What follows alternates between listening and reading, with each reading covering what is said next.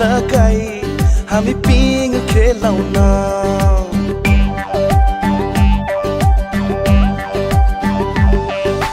दशैं आयो उमङ्ग ल्यायो सारा संसारमा खुसियाली छायो माथि माथि माथि चङ्गा उडाई मजा गरौँ रातो टिका नि जमरा लगाई आशिष थापौँ वर्ष दिनमा आउने अचानक सबै परिवार हुन्छ भेट सबै मिलेर नाचौँ न